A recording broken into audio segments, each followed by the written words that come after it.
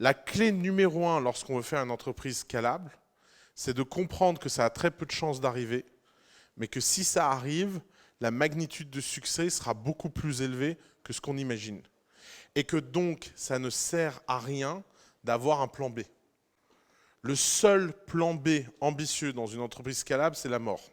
Et si vous n'êtes pas prêt à faire face au fait que vous pouvez vous planter et que vous allez sans doute mourir, dans ce cas-là, vous faites preuve d'un manque d'ambition beaucoup plus grave que celui qui tient au fait de ne pas aller dans la presse et dire que vous voulez faire le prochain Google. Finalement, en 2019, l'ambition, elle est moins dans les déclarations, elle est beaucoup plus dans les actions.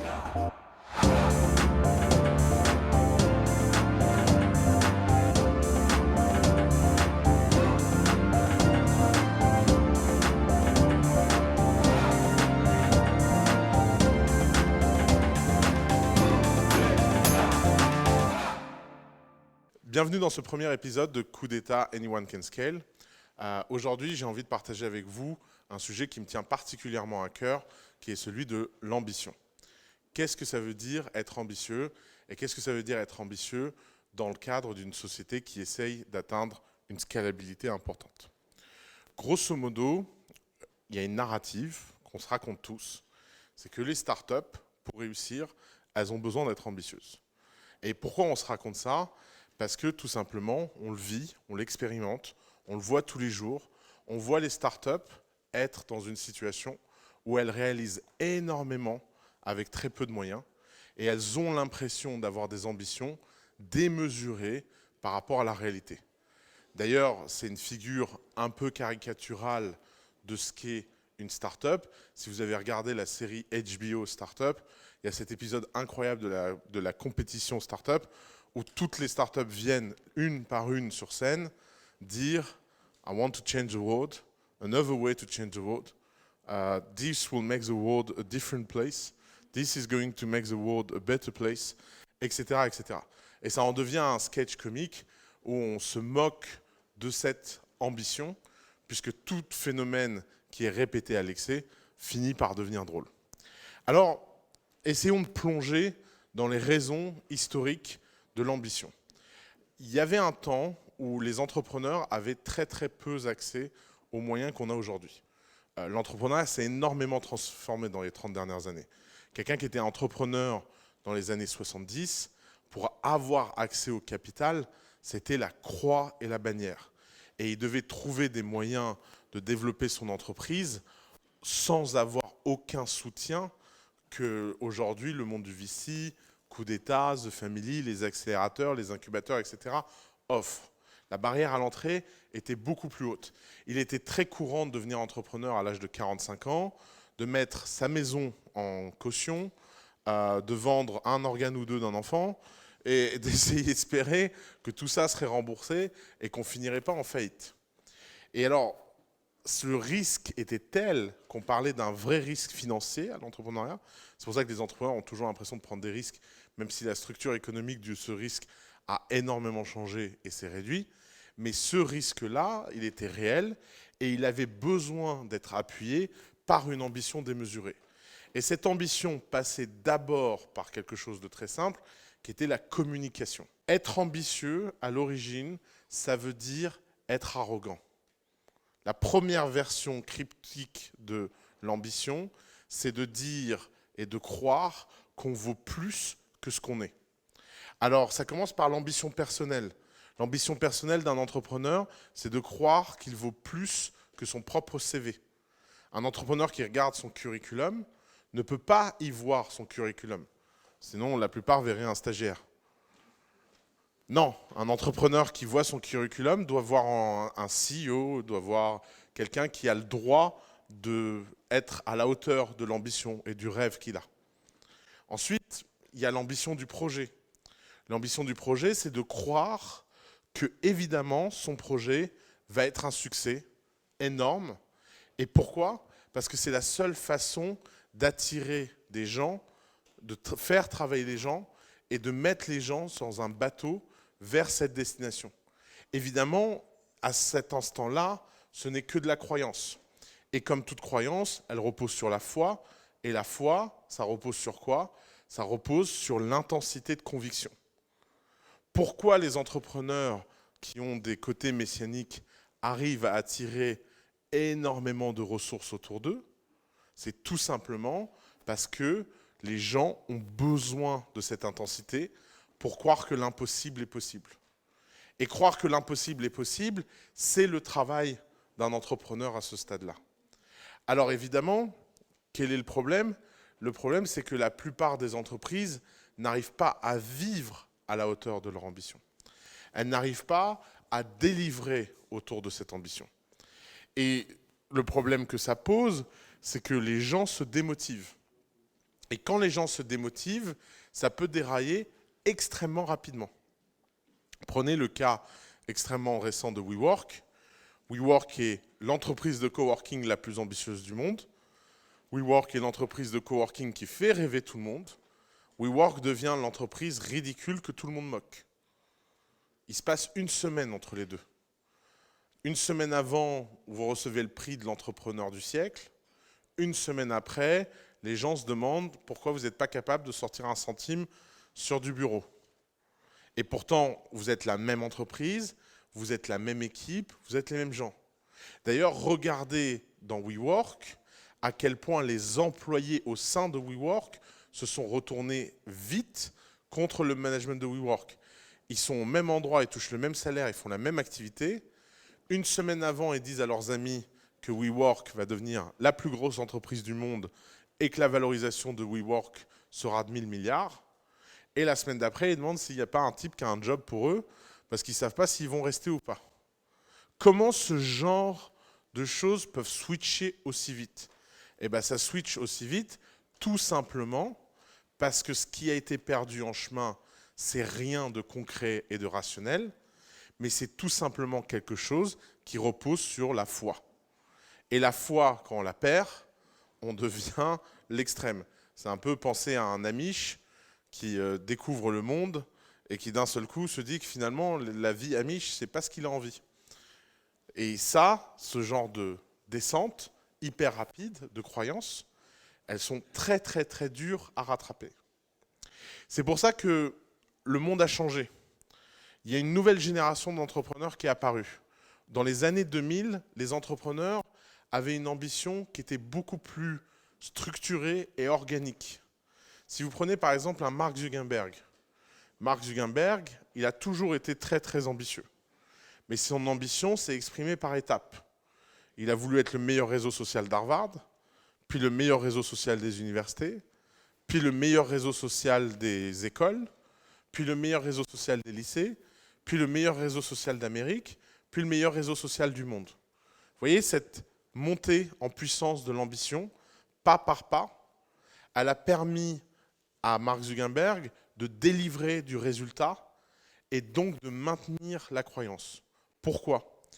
Parce que, en fait, la différence entre un Steve Jobs dans les années 80, qui est devenu un vrai modèle pour les entrepreneurs, et un entrepreneur en 2019, c'est que le niveau d'information des employés et des clients n'est plus le même. Dans les années 70 et dans les années 80, Steve Jobs, il allait à la télé, il faisait des clips comme 1984, et tout son but, c'était d'avoir l'air le plus grand possible, le plus impressionnant possible, et le plus fabuleux possible. Mais finalement, cette histoire, aujourd'hui, elle sonne un peu fausse, parce qu'on l'a eu tellement de fois, et tellement de fois ratée, qu'on réclame et qu'on exige de la part des entrepreneurs de l'authenticité. Si quelqu'un aujourd'hui traverse la porte et vient me dire, d'ailleurs j'en ai tous les jours, qui veut créer le prochain Facebook ou qui veut créer le prochain Google, ça sonne ridicule. Pourtant, à coup d'État, on essaie d'encourager les gens à être ambitieux. Mais ça sonne ridicule, non pas parce qu'il n'y a pas de raison qu'ils ne le fassent pas. Moi, je veux bien croire que tout le monde peut faire le prochain Google. Mais ça sonne ridicule parce qu'à l'instant où il le dit, le niveau d'information que j'ai sur qu'est-ce que ça coûte de faire le prochain Google et ce qui semble offrir, à savoir pas grand-chose, juste une idée, eh ben, cet grand écart est tel que ça ne donne pas envie d'y croire. Et pourquoi? Parce que l'exécution est devenue la clé de l'ambition. on ne respecte plus les gens qui ont des idées, on admire les gens qui font. Et il n'a jamais été aussi simple de faire avec pas grand-chose. Si dans les 15 dernières années, le coût de fabrication s'est écroulé et n'a fait que baisser, il n'y a pas de raison qu'on juge les gens à leurs idées plutôt qu'à leur réalisation. Comme aujourd'hui, n'importe qui peut avoir accès au cloud, au software, que tout ce qui à peu près était avant de l'investissement en capital est devenu aujourd'hui juste un coût opérationnel, c'est normal de ne plus juger les gens sur leur storytelling, mais de juger leur storytelling à l'aune de leur exécution. C'est pour ça que moi, je pense qu'il est beaucoup plus enthousiasmant de voir quelqu'un qui a construit quelque chose pour 100 personnes très enthousiastes que pour 10 000 personnes un peu mais. Vous voyez? Où on se dit, ok, cette personne, elle n'a peut-être pas des grands nombres, mais elle a démontré une ambition hors du commun. Alors, l'exemple le plus fabuleux de notre génération, de très loin, le Steve Jobs de notre époque, s'appelle Jeff Bezos. Et Jeff Bezos, il a montré à tout le monde ce qu'était l'ambition graduelle. Comment ça marche Amazon? Amazon, c'est une entreprise qui a démarré hyper modestement, dans un garage, comme toutes les bonnes boîtes américaines, pour vendre des livres par la poste, et réussir à transformer une librairie en ligne qui vend des livres par la poste en un géant du e-commerce, du cloud, de la défense et de la sécurité en moins de 20 ans, 25 ans. Cette ambition, elle s'est faite graduellement. Amazon est sorti du livre lorsqu'il faisait 1 milliard de chiffre d'affaires dans le livre. Amazon a décidé de lancer un second produit lorsqu'ils étaient en monopole dans le premier produit. Et c'est là où, en fait, la fonction et la réflexion d'intensité et de focus est devenue super importante. On ne peut plus se diversifier trop tôt. On doit rentrer extrêmement profondément dans une niche et construire quelque chose qui nous permet de conquérir d'autres niches. Et ça demande de la patience, ça demande du commitment à long terme, ça demande de réfléchir à 20 ou 25 ans et non pas de réfléchir à un an. Vous n'imaginez pas le nombre d'entrepreneurs que je vois qui ont gagné un petit succès ou une petite victoire et qui vous disent « ça y est, la guerre est finie, je vais lancer une nouvelle bataille ». Et ça, effectivement, ça ne fonctionne pas. Alors, l'ambition en 2019, ça ressemble de moins en moins à quelque chose de spectaculaire et ça ressemble de plus en plus à l'histoire de Jeff Bezos du début.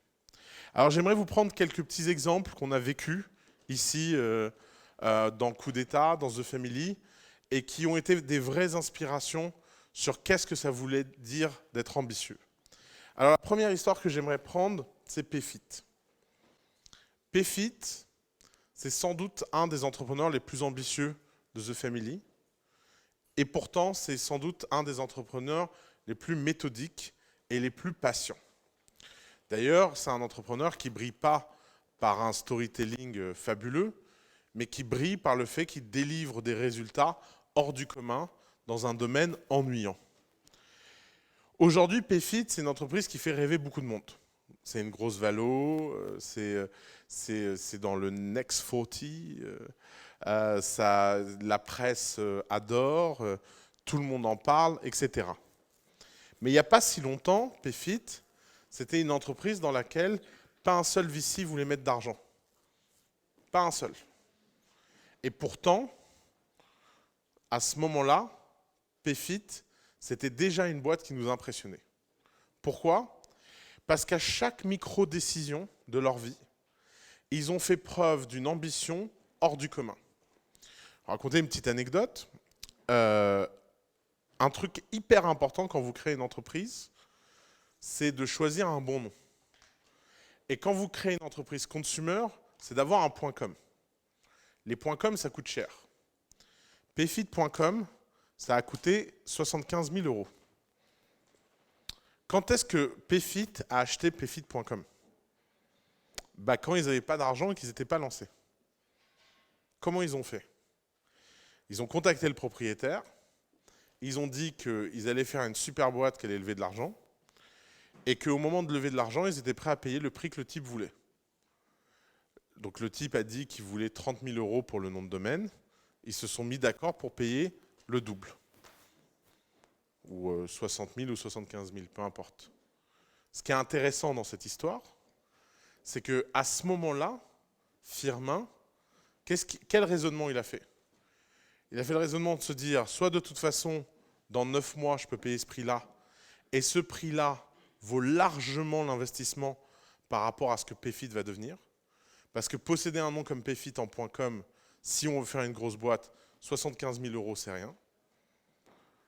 Ou soit, j'aurai pas l'argent, et je rends le nom de domaine, et c'est pas très grave, on a juste tous un peu perdu notre temps. Et évidemment, pour le vendeur, c'était intéressant, parce que c'était une super offre financière. Et évidemment, pour Payfit, c'était intéressant, parce que c'était un nom qui changeait la donne. Vous voyez, le fait de croire dans son futur, c'est la première forme d'ambition. Cette histoire, je l'ai revécue avec des dizaines d'entrepreneurs, et j'ai vu des dizaines d'entrepreneurs la jouer petit bras. Pourquoi? Parce qu'ils ont l'impression qu'ils ne vont pas réussir à lever des fonds, ils ont l'impression que c'est cher, ils ont l'impression que leur entreprise peut-être ne va pas marcher. Or, la clé numéro 1 lorsqu'on veut faire une entreprise scalable, c'est de comprendre que ça a très peu de chances d'arriver, mais que si ça arrive, la magnitude de succès sera beaucoup plus élevée que ce qu'on imagine. Et que donc, ça ne sert à rien d'avoir un plan B. Le seul plan B ambitieux dans une entreprise scalable, c'est la mort. Et si vous n'êtes pas prêt à faire face au fait que vous pouvez vous planter et que vous allez sans doute mourir, et que sans doute votre entreprise va finir dans le mur, dans ce cas-là, vous faites preuve d'un manque d'ambition beaucoup plus grave que celui qui tient au fait de ne pas aller dans la presse et dire que vous voulez faire le prochain Google. Finalement, en 2019, l'ambition, elle est moins dans les déclarations, elle est beaucoup plus dans les actions. C'est facile d'aller dans la presse et de dire qu'on veut être le prochain Google. C'est un peu plus dur de se comporter comme si on va devenir le prochain Google. Et ce genre de situation, ce genre de micro-décision, où vous avez le choix entre la bonne décision à long terme ou le choix de facilité à court terme, vous en avez des centaines tous les jours quand vous êtes entrepreneur. Et faire preuve d'ambition, c'est toujours privilégier le long terme sur le court terme. Donner un autre exemple que j'aime beaucoup, c'est Side dans notre portefeuille. Side, c'est une entreprise qui fait du travail temporaire et qui aide les entreprises à embaucher des intérimaires. Side a été construit en 3 temps. Temps numéro 1, c'était une plateforme qui faisait du travail de freelance avec un statut d'auto-entrepreneur qui était un petit peu compliqué juridiquement pour le dire simplement. C'est un statut pas très simple en France. Vous ne savez pas vraiment si c'était légal, illégal, etc. Ensuite, Side a transitionné vers une plateforme qui était moitié intérim, moitié travail indépendant. Et aujourd'hui, c'est une plateforme régulée d'intérim, parfaitement dans la législation, qui respecte exactement les règles de l'intérim. Pourquoi c'est intéressant? C'est intéressant parce qu'il y a eu 3 moments hyper intenses dans la vie de Side. Le moment numéro 1, c'est que Side a investi sa première levée de fonds dans du produit. Là où tout le monde sur le marché a décidé d'investir dans la croissance. Pourquoi? Parce que Side a très vite compris qu'à long terme, c'est le produit qui ferait la différence. Pourquoi? Parce que c'est un métier manuel de placer des gens. C'est un métier qui consomme énormément de ressources et dont le coût est croissant. Si vous avez besoin de 10 personnes pour placer des gens, chaque personne coûte un prix X. 100 personnes, ça ne coûte pas 100X. Ça coûte 100X plus le coût de management de gérer 100 personnes. À chaque fois que vous rajoutez des gens, vous avez un coût croissant de management et ce coût croissant de management impacte votre marge. Alors vous allez dire à quoi anticiper, autant créer la marge et optimiser après. Oui, mais le problème, c'est que le produit, c'est très dur à construire a posteriori. Un produit, soit ça se construit bien au début et on itère dessus, brique par brique, et Side, c'est un niveau d'itération incroyable. Quand par exemple Jean écrit un article sur Side expliquant que Side est l'une des entreprises les plus impressionnantes parce que tout est parfait, c'est pas parce qu'ils pensent les choses parfaitement. C'est parce qu'ils itèrent tellement vite et tellement souvent sur leurs produits qu'ils finissent par atteindre un niveau de perfection que personne n'a sur le marché. Et le choix incroyablement ambitieux de Side, c'est de faire ce choix et cet investissement produit alors qu'aujourd'hui, le besoin client ne le nécessite pas. Aujourd'hui, Side pourrait être géré par 15 stagiaires qui prennent le téléphone et qui appellent. Et évidemment que si c'était un sujet de validation du product market fit, c'est ce qu'il faudrait faire. Le premier conseil que je donnerais à quelqu'un qui a un doute sur le product market fit, c'est de surtout pas développer un produit, mais de tester si le product market fit existe. Mais s'il n'y a aucun doute sur le product market fit et que le product market fit est évident, dans le cas de Side, il est évident. Il y a énormément de sociétés d'intérim qui gagnent plus d'1 milliard. Il n'y a personne qui a de doute sur le fait que l'intérim gagne énormément d'argent. Il n'y a pas le product market fit de l'intérim, il suffit de sortir dans la rue pour le constater. La moindre petite agence d'intérim de quartier gagne de l'argent. Donc dans ce cas-là, le but, c'est de gagner stratégiquement. Et gagner stratégiquement, ça passe par développer un meilleur produit que les autres. Développer ce meilleur produit, ça demande énormément de courage parce que ça coûte très cher en croissance et ça fait une croissance qui est beaucoup plus faible. D'ailleurs, deuxième acte d'ambition incroyable, c'est que le passage à l'intérim leur a coûté énormément de clients, puisqu'il y a des clients à qui ça n'allait plus ce modèle. Et il a fallu se couper un bras pour faire pousser un nouveau corps. Et le fait d'être capable de se couper un bras au bon moment pour pouvoir aller chercher plus grand, ça, c'est extrêmement ambitieux. L'ambition se reflète dans les actions lorsque vous êtes prêt à court terme à perdre pour gagner à long terme sans aucune garantie que ça va marcher. Et c'est là le point intéressant, c'est que la plupart des gens qui font face à ce genre de décision espèrent pouvoir prendre ce genre de décision parce qu'ils ont la garantie que derrière, ils obtiendront quelque chose. Mais les startups ne fournissent aucune garantie. Il n'y a aucune garantie dans le fait que si vous prenez une décision, elle est la bonne. Et c'est là où finalement l'ambition se reflète dans quelque chose de très concret. L'ambition se reflète dans la capacité à prendre des décisions rapidement en information incomplète. Je mesure l'ambition par quelque chose de très concret dans le portefeuille de The Family, qui n'est pas la qualité des décisions que les entrepreneurs prennent, mais la rapidité à laquelle ils les prennent. Et la rapidité à laquelle ils prennent des décisions reflète en général leur courage. Et leur courage est en général la source et la force de leur ambition. Être ambitieux en 2019, c'est être capable de prendre des décisions rapidement, des décisions fortes et de posséder ces décisions. Posséder ces décisions, ça veut dire être responsable de leur éventuel échec et faire face à leur éventuel échec comme une information pour pouvoir prendre de meilleures décisions plus tard. Il y a un grand discours en ce moment sur le fait qu'il faut échouer souvent pour réussir un jour. Et vous savez, c'est le fameux fail fast, fail often, and one day you will succeed. Le problème de ça, c'est que c'est devenu une esthétique de la lose. C'est devenu un moyen pour que des gens qui font rien de leur vie vous expliquent que c'est tout à fait justifié de rien faire. C'est toujours le problème de tous les gens qui ont des bonnes intentions. Ils viennent avec des leçons pour assurer des gens convenables, en leur disant ne t'inquiète pas, ça arrive de rater.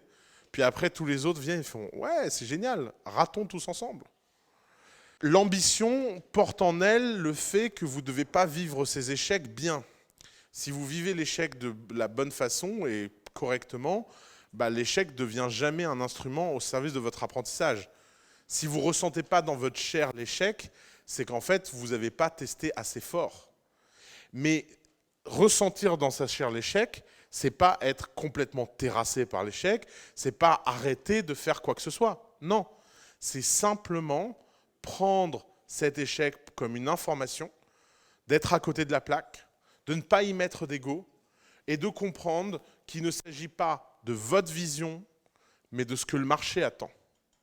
Et finalement, ça c'est une autre forme d'ambition qui est hyper importante, c'est le fait de ne pas être porté par sa vision du monde. Alors on a un exemple dans notre portefeuille que j'adore qui est SoShape. SoShape, c'est un produit qui a démarré comme une boîte un peu compliquée avec une vision d'un pharmacien un peu fou, Steven, complètement taré même. Steven, je t'aime, je sais que tu regarderas cette vidéo. Steven, au début, il est venu avec une app mobile pour faire des régimes qui avaient des compléments alimentaires, je sais pas quoi. Enfin, c'était l'usine à gaz qui rencontre Alcatraz, son truc. C'était d'une complexité invraisemblable. Et quand je les ai eus à The Family au tout début, j'ai dit à Steven, mais pourquoi tu veux faire tout ça? Et il a dit, parce que je veux faire le meilleur truc. Et je lui ai dit, mais est-ce que tu es sûr que le meilleur truc, c'est ce que toi tu veux faire, ou est-ce que c'est ce que tes clients veulent? Et il a commencé à parler aux gens, et il s'est rendu compte qu'il avait passé 1 an et demi de sa vie à concevoir un truc dont personne ne veut. Combien de temps ça a pris à Steven de tout effacer et de recommencer à zéro? 5 jours. 5 jours d'interview client, 1 an et demi de travail par la fenêtre, aucun sentiment, aucun sentimentalisme, reprise à zéro de SoShape, gros carton. Aujourd'hui, SoShape est un produit qui se vend, c'est une boîte qui n'a jamais levé de fonds, haute forme d'ambition, vouloir garder sa liberté et pas s'emmerder avec des investisseurs. Et SoShape a été reconstruit en moins de 15 jours. Pourquoi? Parce que Steven a compris qu'être ambitieux, c'était pas imposer sa vue aux autres, mais c'était de comprendre ce que les gens veulent sans même s'en rendre compte. Ce qui fait les grands entrepreneurs, c'est une forme d'empathie avec les gens. C'est d'être capable de savoir qu'est-ce que le client veut sans même que le client arrive à l'exprimer consciemment. Ça, c'est là où il y a une valeur incroyable. Si vous savez offrir aux gens ce qu'ils veulent sans qu'eux-mêmes arrivent à le savoir qu'ils en ont envie, vous avez un talent hors du commun. Prenons un exemple hors du commun là-dessus, le AirPod. AirPod, c'est 100% de sceptiques, 0% de déçus. C'est incroyable. Vous savez que si AirPod était une entreprise autonome et qu'elle tradait à 10 fois ses profits, comme n'importe quelle boîte industrielle d'accessoires hardware, c'est une boîte qui vaudrait 160 milliards. Juste les AirPods, ça fait 16 milliards de profits par an. 10x, ça fait 160 milliards. Ce petit truc-là, qu'on met dans les oreilles, ça fait 160 licornes. Et quelle est la leçon qu'Apple nous donne là-dessus? Apple nous donne 3 leçons. 1, est-ce que vous vous souvenez du lancement des AirPods et de la couverture presse des AirPods? C'est une des couvertures presse. Regardez ça, essayez de le regarder 3 ans plus tard, et vous verrez le niveau de moquerie, de haine et de scepticisme qu'Apple a pris dans la tronche. Ce qui est incroyable, c'est qu'on ne parle pas de Jojo le Clodo, on parle d'Apple qui lance un produit, et le monde entier et tout l'establishment se retournent contre eux. Sauf que eux, ils savent que c'est un bon produit. Ils le poussent. 100% de sceptiques, 0% de déçus. Moi, j'ai vu les AirPods dans mon équipe. Bon, alors, il y a Hugo qui les a achetés en premier parce que voilà. Ensuite, il y a eu Balthazar. Ensuite, Balthazar a inventé cette expression 100% de sceptiques, 0% de déçus. Là, je suis obligé de les acheter. Je ne peux pas rester dans l'ignorance. Et puis après, tout le monde a commencé à les acheter. Ça, c'est un cas typique d'ambition par le produit. C'est un cas typique de « j'ai pas peur du ridicule ». Si vous faites une étude marché sur les AirPods, je suis sûr que si Apple avait été dans la rue, montrer aux gens le truc, se le foutre dans l'oreille, et en disant « alors, t'en penses quoi ?» Les gens auraient dit « ouais, je sais pas, c'est peut-être bien, c'est peut-être pas bien ». Mais pourtant, la courbe d'adoption de l'AirPod, elle, a été extrêmement stable. Et si vous regardez les ventes, c'est une exponentielle parfaite. Et pourquoi? Parce qu'elle ne repose que sur la recommandation et le bouche à oreille. Et pourquoi la recommandation et le bouche à oreille fonctionnent? C'est parce que Apple a eu l'ambition de croire en son produit. Ce n'est pas parce que vous êtes une entreprise géante que l'ambition est facile. D'ailleurs, plus vous grossissez en tant que start-up, et plus le prix de l'ambition devient difficile. Parce que plus vous grossissez en tant que start-up, et plus les gens ont un avis sur vous. Quand The Family lançait des trucs en 2013, tout le monde s'en foutait. Quand The Family lance un truc en 2019, tout le monde a une opinion dessus. Est-ce que c'est bien, pas bien? Est-ce que ça va marcher, pas marcher? Est-ce que machin? Et être ambitieux, c'est être capable de s'isoler de ça. L'ambition, c'est un process interne. C'est un process dans vos tripes et c'est une croyance qui repose sur le fait que vous avez un secret que les autres n'ont pas et que vous êtes prêt à vous tromper et à changer rapidement si effectivement vous vous êtes trompé. Alors, il y a une autre forme d'ambition qui est importante, c'est quand vous essayez de changer quelque chose qui ne fonctionne pas dans le monde. Ça, c'est un type d'entrepreneuriat un peu particulier. Nous, on a une entreprise chez nous qui incarne ça et qui s'appelle Agricool. Agricool produit des fraises dans des conteneurs en utilisant 90% d'eau de moins que l'agriculture traditionnelle, produit 6000 m² de fraises dans 26 m² de conteneurs, et c'est sans doute les meilleures fraises que vous avez mangées de votre vie. Si vous n'avez pas encore goûté les fraises Agricool, je vous invite à aller à Monoprix ou au Bon Marché, acheter des fraises Agricool, vous n'allez pas le regretter.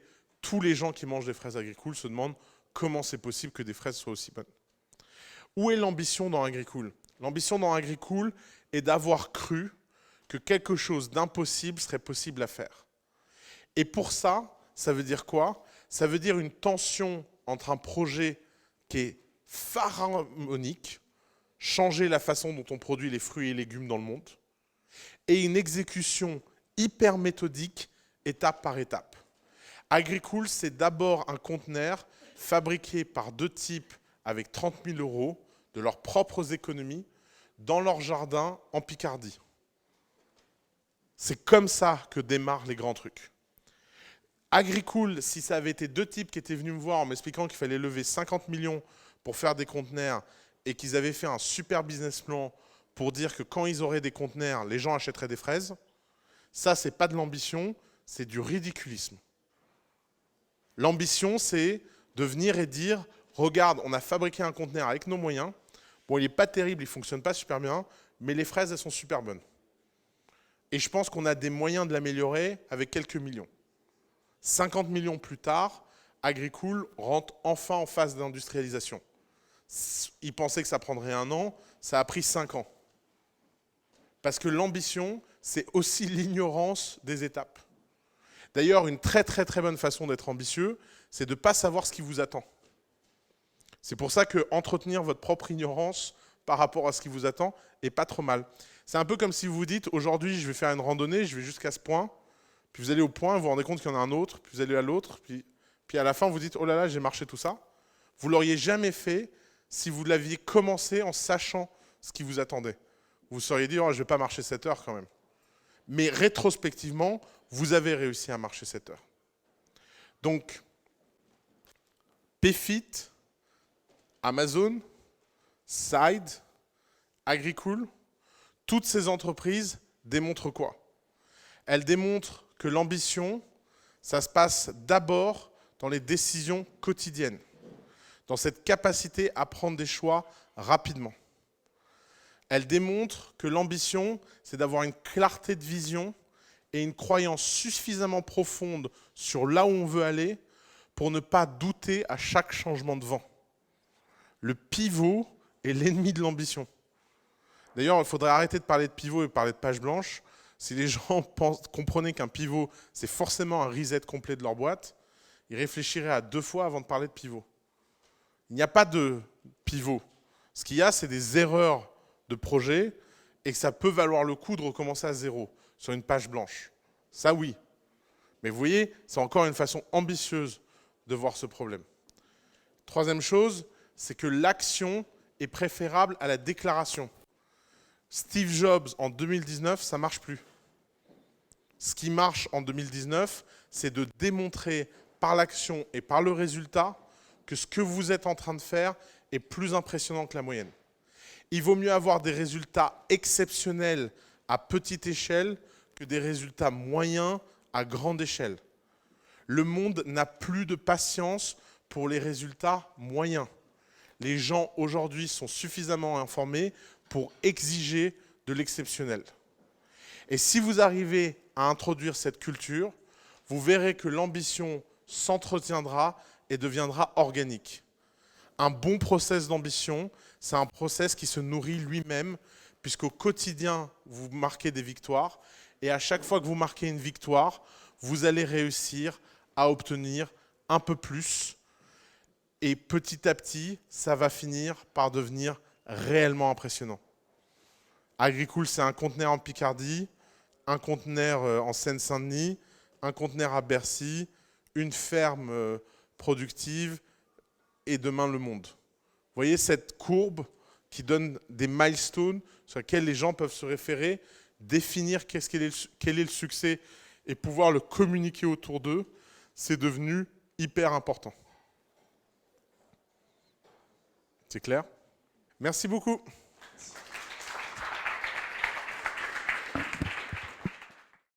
J'espère que cette première conférence gratuite vous a plu et j'espère que vous avez compris pourquoi l'ambition, c'est l'ingrédient secret du scale. Comme vous avez pu le voir dans ma conférence, l'ambition, ce n'est pas un vague mot qui reflète un concept flou. Non, c'est quelque chose de concret. L'ambition, c'est mettre en place des moyens concrets pour atteindre ses objectifs.